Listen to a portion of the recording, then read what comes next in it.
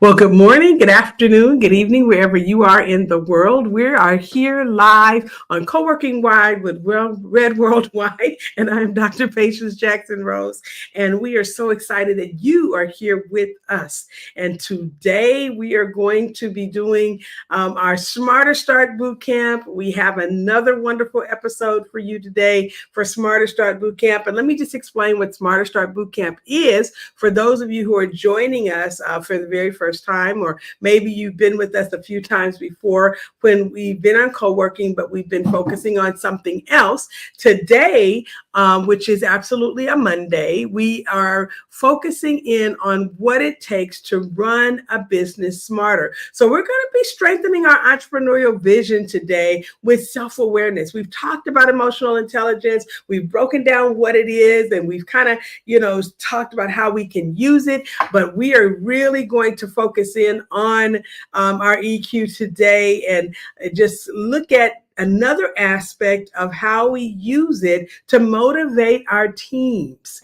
And some of us might not be working with physical employees on our team. Maybe we have contractors, maybe we have vendors, maybe we are working in collaboration with some other companies. Our company works with their company, and together we're able to provide X. Okay, we have these particular types of relationships, and we need to understand how being self-aware helps us to serve people better, what it does for us in our own the ecosystem that we've built, also needs to be the same for what it does for someone else when we're working directly with them. And so we're going to break all of that down today and really focus in on it, and just kind of give you about a 45-minute jam-packed session of something you can walk away with that you can put in focus today. But before we get started, we got an intro video, so we want to bring that up and just get ready and prepared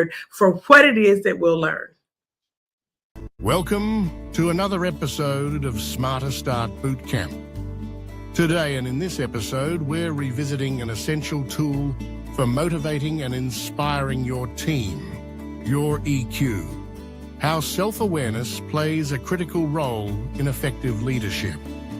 The foundation of any enduring business is a well-crafted vision. But to translate vision into reality, it takes more than just strategy. It requires leaders who understand themselves deeply and can inspire those around them. That's why this episode is all about self-awareness and how it impacts not only your decision-making, but also your ability to motivate and influence your team. Key concepts we'll explore. 1. Defining a vision that goes beyond profits. Your vision is your North Star. It's what guides every decision and action you take. In this episode, we'll challenge you to define a vision that goes beyond just making money. A truly impactful vision addresses larger goals. How will your business make a difference in the world? What kind of legacy do you want to leave? We'll look at examples of companies that have used their vision to create long-lasting impact, showing you that when your vision extends beyond profits, it resonates more deeply with both your team and your customers. 2. Self-awareness as the core of effective leadership. According to emotional intelligence principles, self-awareness is the foundation of all great leadership. But what does that really mean for you as a CEO or business leader? It means understanding your strengths and weaknesses, recognizing how your emotions affect your decisions, and knowing how to use this awareness to inspire and guide your team. Self-awareness isn't just about knowing yourself. It's about understanding your impact on others. In this episode, we'll discuss how you can harness self-awareness to make better strategic decisions and how it can help you build stronger relationships with your team. This isn't just a nice to have, it's essential for creating a lasting business. 3. The role of self-awareness in decision-making. The best leaders don't just react, they respond thoughtfully, considering both short-term gains and long-term impacts. Self-aware leaders are able to recognize when their biases or emotions are influencing their choices. By understanding your internal drivers, you can make decisions that are both strategic and aligned with your larger vision.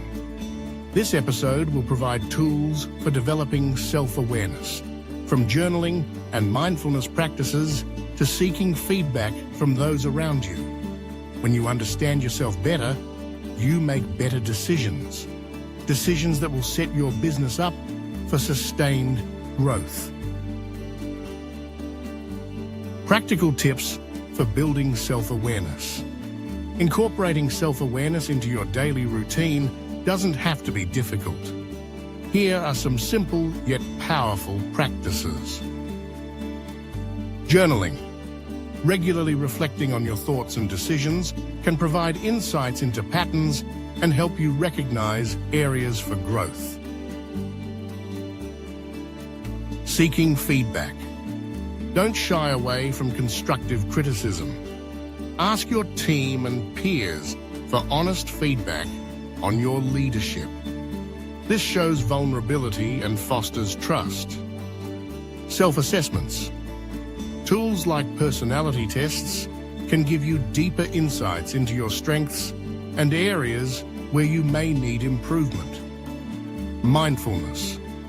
Taking a few minutes each day to be present and observe your thoughts can help you become more attuned to your emotional responses. By integrating these practices, you'll be able to lead from a place of awareness and intentionality, which is crucial for long-term success. 4. Creating a culture of openness and growth. Your self-awareness as a leader sets the tone for your entire organization. When you demonstrate openness and a willingness to grow, you encourage your team to do the same. A self-aware leader is one who fosters a culture where employees feel safe to share ideas, take risks, and grow together. This isn't just good for morale, it's essential for innovation and long-term resilience. In this episode, we'll cover techniques for building an environment that promotes openness and psychological safety, encouraging your team to develop their own self-awareness and emotional intelligence. After all, a company that invests in the growth of its people is a company built to last. 5. Using vision to align and inspire your team. A powerful vision is only as strong as the people who believe in it. Leaders who are self-aware and connected to their vision are better able to inspire others. We'll discuss how you can use your vision to align your team's efforts with the company's strategic goals. An aligned team is one that moves faster, innovates more freely, and remains resilient in the face of challenges. Vision-driven companies are also more attractive to customers and partners who resonate with their mission. When everyone is clear on the direction, your team will be more engaged and motivated to go the extra mile. Stay with us, and you'll gain insights into how to lead with vision, motivate your team, and make informed decisions that set the foundation for a sustainable and impactful business. Your legacy begins with how you lead today. Let's build a business that's truly built to last. Okay, so as you can see, we have a lot planned, okay? And the goal here is to really give you just some foundational truths that will help you jump in and be present in the moment, because one of the things that we have come to understand is that we can only do as much as, our vision it has been, that as the vision has really been pushed forward. And I want to be really clear about that. A lot of the time our vision is in our head, and so we see where we're going, but other people who are with us, they don't see where we're going. And the best way we can help them is to, again, be aware of how much of us we are actually sharing, how much of those thoughts we're actually putting out there, and how much of it really is still, just present in our head.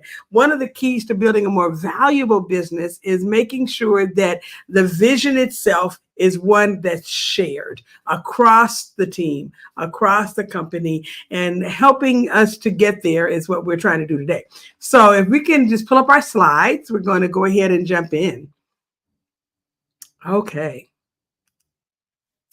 And so today we are really, really consciously being aware of what it means to be self-aware, because of course, that self-awareness principle is really important.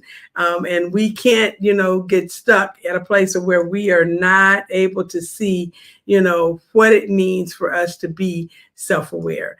I want to say that I do have, hold on, let me just make sure that I can see. Okay, yeah, see the chat. And if anyone is in the chat, they can, we can make sure we're responding to anything they have to say there. Okay, all right, let's go forward. So what is the importance of emotional intelligence, or EQ, for business leaders? How do we, really use EQ, and how do we really pay attention to it as we're, moving forward with our day? Well, let's talk about, first of all, its importance. It helps us to build trust and understanding, and it fosters effective communication and collaboration within our teams. And again, our teams may not be very large. It could be that we are working with a small group, Hey, we're okay. Okay, sorry about that. But we may be working with a small group. But if we're working with a small group, it could be that we are intentional, because sometimes what we do may not include or may not entail having a large team. It just means that we have to be focused in on what all each person, whether it's 3 people, 2 people, 5 people, are doing, to make sure that we're working together. And that does include having very good communication. And so here, as we're looking at the concept of being self-aware, we have to be aware of the fact that if we've been used to working by ourselves, sometimes, we've got to go back to, okay, how do we let every person know, what it is that we're working on, when we've been used to doing it all in our head, or used to doing it all on our notepad, or in our tablet. And let me say something about that. It's very, very, the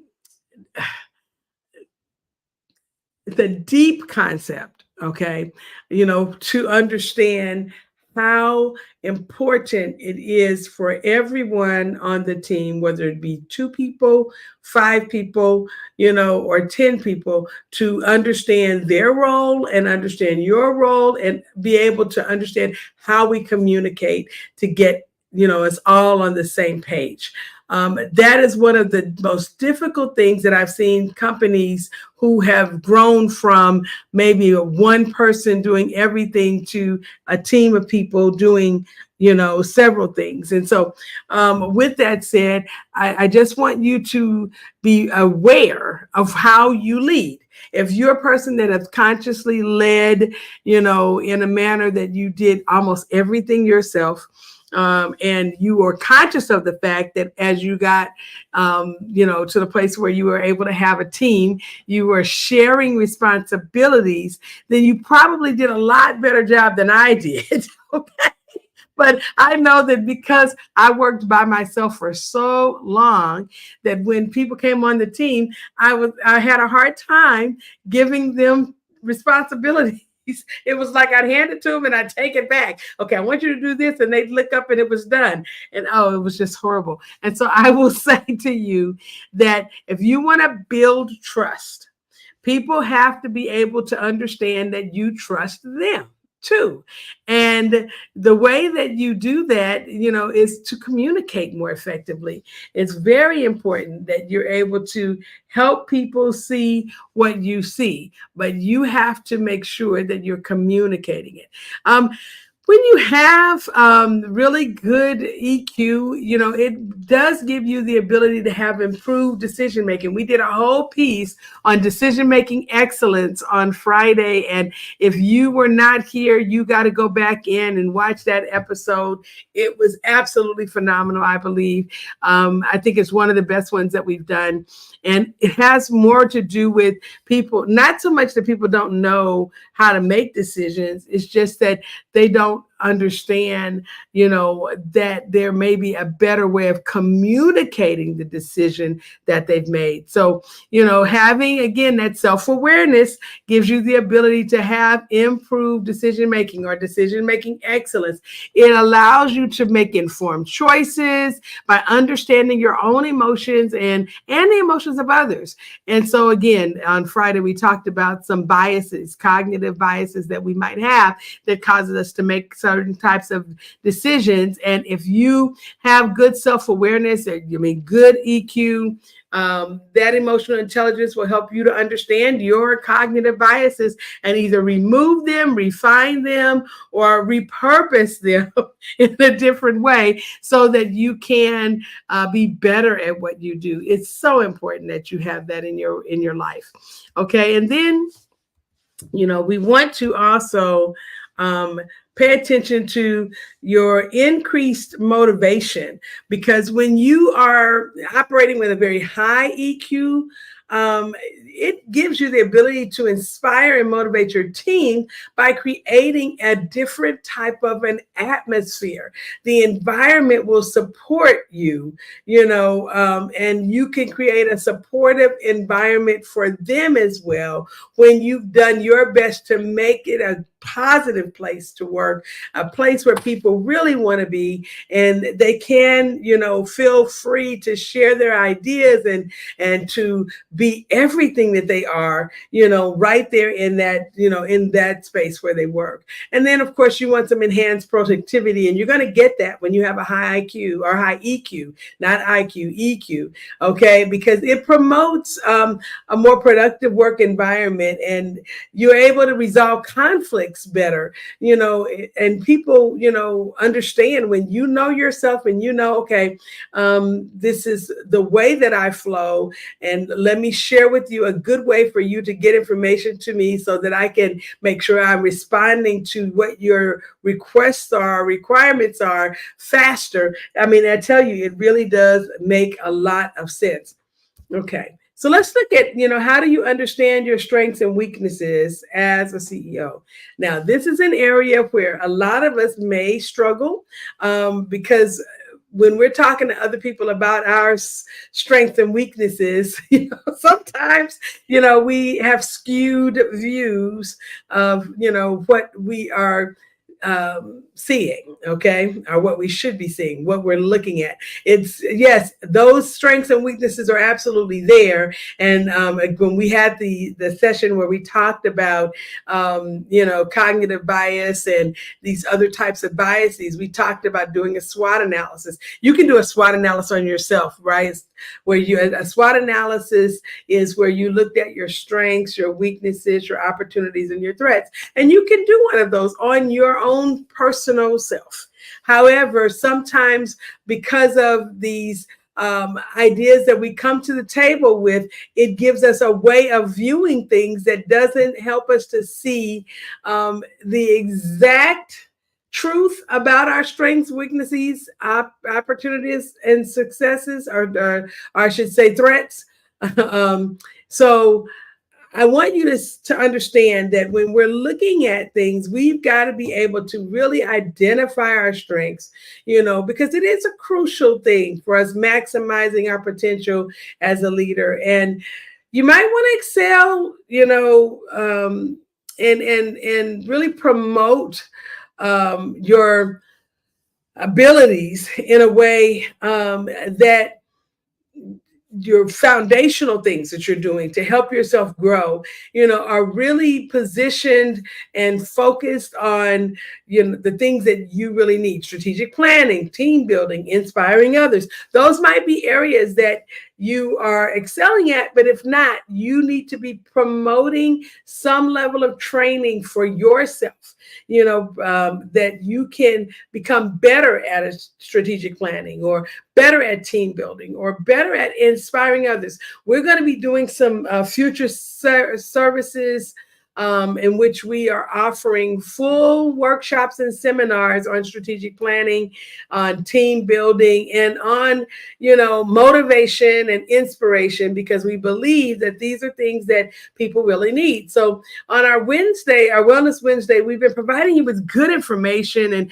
things that you can put in place. But we really do believe that we need to go just a hair bit further and actually having a full out, 7 or 8 hour workshop, that you can attend online or in person, to learn more about strategic planning and to learn more about, building out a team. Because some of us who've been working by ourselves or working with small teams, we don't understand team building, what it takes to maintain the team as you're bringing people on. And you find yourself in a situation where you end up having lots and lots of turnover, and that's not what you want. And so in order for you to be able to build a team, you got to have some skills. And so we're going to provide you with the ability for you to do that. And identifying your strengths, it is a crucial thing. But if you find yourself in a situation where you have weaknesses, and you know what they are, attending, seminars, workshops, trainings, getting extra, certifications does really help you to, turn those weaknesses into strong points. Okay. So we got to acknowledge them, and then you got to, do what you need to do to protect your the integrity of your company and yourself by turning the weaknesses into strengths. And then having balance, okay? This is an area where many of us struggle. We are over the top on some things, and we are really, struggling in others. And so we want to be able to use our strengths to compensate for the weaknesses, while we're growing. While we're turning those weaknesses into strength, we've got to take what we already are strong in and, use those areas to provide us with the help that we need to become better at what we do. So we may have to seek out support. We might have to put some other people in place. I have come to understand that there are some things that I may never be extremely strong in. But one of the things that I have become very proficient in is understanding where to find the assistance that I need. Okay. And so what I've done is, I tell people all the time, there are two types of people in the world: those who know and those who know where to find it. And so I look at, okay, where can I find the assistance, or who do I know that, could partner with me, or that could collaborate with me, or what kind of cooperative relationship can I go into where those areas that I am absolutely not the best in, I'm filling that gap with people who are helping me to become more proficient in those areas. And so that is extremely important. Okay, so let's take a look at this next area. How do we, use self-aware to make strategic decisions? And I think that this is going to be really important because, hold on just a second. Okay. All right. So I just wanted to make sure that we didn't have anyone putting information in the chat, because I know that we're doing some things today that's a little bit different. And so people may be chatting over in YouTube, and I just want to make sure we catch them. So if you see me going back and forth, that's because of the fact that we do have people that are, in different places, and they are sharing with us in ways that are helping us to just, keep up with the team, okay, that's online with us daily, and making sure that, if they have something that they want to put forth about what we're talking about, or if they have questions, we are able to answer those. And I want to make sure that that, this, you might be seeing this as a recorded video, but we are doing this live. So when certain things happen, like a good portion of the things fell off my desk while we were speaking a little while ago, it's because it's live. We didn't edit it out, okay? And so it's you're getting this live. So just making sure you know. But the other part of that is that if you're on Instagram or Facebook or YouTube, you can contribute information in the chat there, in the comments section, and we have a moderator, a person who's actually there and can respond, or either let us know so that we can respond live, when you are communicating with us. Okay. So that's good information for you to know. Okay. All right. So how do we take a look at, what it is that helps us to make strategic decisions? So let's take a look at that now. Understanding your impact. You've got to know what part you play. It allows you to understand how your emotions, your biases may influence the decisions that you're making, and the fact that you even have a bias. Some of us, we didn't really know that we had biases, and we're just now learning that we have biases. And so, because of that, the just now learning part of the process, it could make things sometimes difficult, and other times not necessarily difficult, but it could cause us to position ourselves so that we're not focused on what we need to be focused on. But when you understand the significant impact that you play, then you may focus a little more on your emotional side and what it is that happens when things are, keyed up for you a little bit higher, or when you maybe have some kind of an affect issue going on, where things around you may not allow you the ability to operate in the fullness of your happiness, or your excitability, or whatever that is. There are some of us that are affected. I was sharing with someone the other day, they were talking about that they're affected by seasons, and so they have been dealing with or struggling with seasonal affective disorder, and having this issue of, when the holidays come, they start having certain things that they feel, they have to deal with, or, when certain kinds of things happen around their parents' birthday or their grandparents' birthday, and their grandparents may be deceased now, that sometimes can provide an issue. Sometimes people are just, more sad, during certain times of year. Some people have really big issues when it moves from summer to fall and from fall to winter, and so we have to know that this is a real thing, and that we need to pay attention to it, although the way we pay attention to it is going to be important. And so on some of our Wellness Wednesdays, we've kind of talked about, what do you do when you feel depressed, or when you feel like, there's something missing, or how do you reframe the situation to help you. And Coach Kevin is going to be coming to us next week, and so hopefully he'll address some of those issues at that time. But you've got to be able to consider the big picture. When you are looking at, okay, this is what I'm experiencing, but I've got a huge organization that I'm running. Even if your organization is small, but you're serving a lot of people, it's huge. And you have to know that. And you have to be able to see past your immediate gains or your immediate losses, and make choices that benefit your long-term health of your company. And that's not just the people that work there and you, but it's the people that you serve as well. The products that you're pushing forth, or the services that you're pushing forth, they really depend on you being able to see where you are now, and how what you do today affects what it is that's going on for the long haul. then you got to make informed decisions.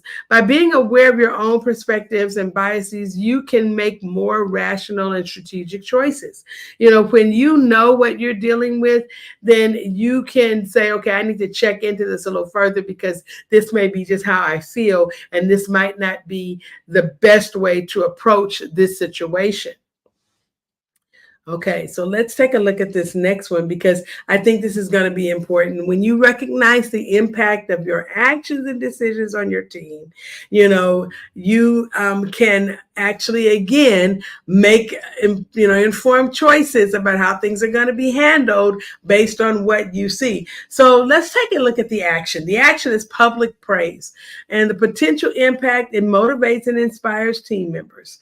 Now, let me just say this. I want to pay attention to the fact that when people are well, public praise motivates and inspires team members. But if something happens where someone on the team may not be well, and when I'm saying well, they may not be able to work well because they may not be emotionally in the game in a way that they should be. They may be working at certain deficits. The potential impact might be different than what actually happens based on what's going on, with the person. So if something happens and you put something out there and it doesn't quite go the way you expected, do know that it may not be your fault. You may have done everything you needed to do as a leader, but now you need to focus in on the individual to help them, get to a place where they're able to, take advantage of what the impact was supposed to be, as opposed to, them seeing it differently. I tell you, I've had that experience where I was working with a team of people in a company, and what was intended as something that was supposed to be super important for them as an individual turned out to be something that they received totally different. And when I say they received it totally different, I mean it was totally different. They walked away from the situation and were hurt as opposed to inspired. And it was because they felt like all the other times they had done the same thing. And then all of a sudden today you recognized it. And it's like, well, okay. Maybe I recognized it before, but today I decided to, make sure that everybody else knew that it happened. But they didn't see it that way. And unfortunately, it left a big, gaping hole, in a situation that if I had known how to focus in on the person at that moment. When I saw that the impact that we went for wasn't what we got, then I needed to focus more in on the person and begin to help unpack what was really going on, and so what could have I possibly done? So this is, let me just kind of unpack it for you. If you have a person on your team that does not receive public praise in a positive light, then it may be that there's something that happened before you got to the team, or something that happened before they came to the company, or something that they're experiencing even now that disallows them from being able to see it as a positive thing. And it may not mean that you need to play therapist or that you need to be the consultant or anything like that to work with them. It may mean that you need to address it and then give them the options of what could be done to, help them see it differently, or for that matter, to know that, it was meant differently than the way it came across to them. And just addressing it sometimes is enough, and then giving them the ability to take advantage of a resource that your company might provide to them, whether it's counseling or coaching or even just a course, but I tell you, the addressing of it goes a long, long way. So understanding, that people, sometimes are going through things that they just cannot express, or that they didn't even realize was there. And that's another issue sometimes. It's very important for you to be able to make sure that you control the narrative. It is not up to a person that you are trying to communicate something to for them to try to figure it out. It's up to you to control the narrative and make sure that they understand what you meant. Okay. Then for constructive criticism, sometimes offering opportunities for growth and improvement is really important. And sometimes you have to be able to, constructively criticize a situation in order for people to see that there is something that they need to grow in. Okay. And so when you refuse to constructively criticize, what happens is that people, will often not even realize that they're having a challenge, or that there is an area for growth. And you can't put it under the rug or just act like it's not there. I've seen dysfunctional companies operate that way for years. And it really does become a hard thing when somebody new comes around and saying, why are we all ignoring the fact that this is happening? Or someone from outside of your organization notices it and everybody inside of the organization is refusing to deal with it. I mean, all of that is stuff that we just have to be able to do better at. And so I am sharing with you today that it is very urgent that if there is an issue, that everyone who is there for the issue is willing to address the issue.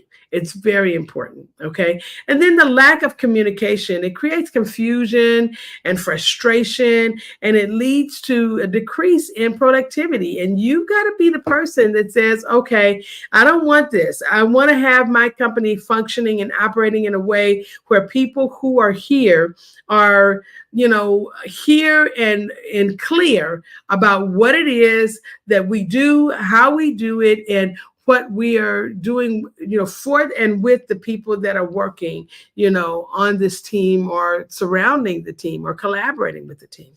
Okay. All right. So, how do we leverage self-awareness to build a team, that's successful, to build out a business that lasts? How do we do this? Well, the first thing is that we want to make sure that we've got stronger leadership, and self-aware leaders inspire trust, create a positive work environment, and they boost morale, okay, and performance. And so that's why we as leaders need to make sure that we are lifelong learners. We're always positioning ourselves in a way that is going to be positive in our, in infusing ourselves with the material, with the thought process, with the education, with whatever it is that we need to have to make ourselves more self-aware. And then the other thing is we have to have improved communication. Self-awareness helps leaders communicate effectively. And when we are able to communicate effectively, it reduces the misunderstandings and it fosters, collaboration amongst those that you're working with. And then lastly, it gives you effective decision making. Again, we talked about decision making excellence, and we've, been spending time here. We've got a whole 10-week session that we're doing right now on our on Focus Fridays, where we're talking about decision making excellence. And so we're going to be doing everything that we can do to provide you with good training, and you should come to Focus Fridays or get it, after the fact online, so that you can make sure that you're doing what you need to do to lead more strategic and, more strategically, and to have sustainable growth within your organization. Okay.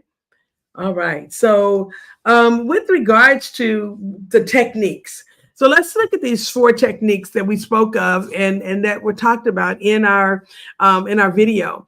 We've got 4 things here that we believe to be very, very effective in getting us into a place where we have a greater self-awareness. And the first one is journaling. Some of you guys are aware that I wrote an entire book where I talked about, the concept of, journaling and where it comes from, and all of the wonderful people that we know in history, famous people that use journaling, for having the ability to have self-awareness, to actually journal their thoughts and their ideas about what they were going to do in their business or with their products or services. And it has been very, very successful. There is a lot of science to support that effective journaling, when you do it in a mindful way, that it absolutely assists you with reducing stress, that there's biofeedback that, has been done before and after people use journaling prompts, and the right kind of journaling, or journaling what we call the right way, and how it affected their physical, makeup, what it did for them in their bodies. Okay. And so when you regularly reflect on your thoughts, your feelings, your actions, your journaling helps you understand yourself better, but it also has some unintended effects. Okay. It helps to reduce the stress because you've written it down, you've gotten it out. Now, what can you do about it? All right. And then sometimes you're able to see on paper things that you could not necessarily see when it was all in your head. For me, journaling is key. I use it in my wealth management. I use it in my health practice. I'm a practitioner and I serve people in a very powerful way. And we use journaling as a part of that powerful way. Okay. And so it's very important, and I can provide you the science behind it. If you're interested, throw something in the comments and ask, or send me an email, admin@redworldwide.org. I will send you the science behind it. If those of you who really want to see the science and see how it works, I'll even send you, if you're interested in knowing, from a faith-based perspective, how journaling is key in our walk every day. And so I'll share that with you too, because some of us who are, of the same faith tradition, we use journaling and we don't even realize we're using it. And so I would love to send you that information. And then the other thing is,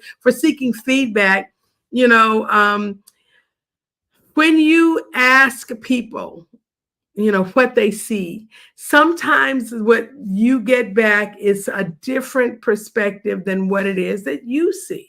And so having that feedback coming from trusted colleagues and mentors, it does provide you valuable insights into the strengths that you have and your weaknesses, the areas for improvement, so that you can absolutely see things that may not have been as visible to you before mentioned by these other people that you trust. So it's important for people that are around you, if they're noticing something, if they are hearing something, if they are seeing something, and you are able to seek out their assistance, then by all means use that feedback, because that feedback could be key to helping you in your self-awareness journey. Then the other thing is being, able to assess yourself. There are plenty inventories and tests, like the personality tests that we know, Myers-Briggs, some of these other ones, that people use. These tools, do help you gain an insight and a deeper understanding of your personality and your values. Sometimes it may not be that you have to make changes. You just need to be aware that those things are there, because if you know that they're there, then you know how to work with them. Some things are tools, and they are treasured tools, and you don't even realize they're part of your personality. Whereas other things are things that if you use it too much, it could lead you down a path that you don't want to go. So having the ability to assess yourself and understand, what it is that you're seeing is important. And then having a mindfulness practice, something that you can use to help you, get into your inner calm. That also helps you to become more aware of your thoughts, your feelings, your ideas. How do you get present in the moment? This is just a very key thing. For me, I had to learn to utilize, this inner calm that I was experiencing more frequently, because there were times where there were people around me that was just, they were off the chain. The frequency of their body being in the room was just a change for me that sometimes would slow me down. So I'm telling you that I had to learn how to, kind of project my calm on others in a way that it would cause them to understand the importance of what it was that I had created for my environment and to respect it. But also, if they needed to, you know, enjoy it as well, to let them know that it was available to them. Okay. Because that is really a key thing. Okay, making sure that people understand that, this is a superpower for me. Being calm and being relaxed, and being able to, not fold under pressure. That's a superpower, and because it's a superpower, I want to make sure that people understand how they can, then use it. All right. So you need to be able to empower your team through self-aware leadership. Understand, that they have some things that they can then, experience and demonstrate as well, to the team. But you got to show them how self-awareness benefits your leadership and encourage them to develop their own self-awareness. They have to be able to be self-aware. I see Coach Crystal chiming in. She says, yes, doing the test and realizing self-understanding.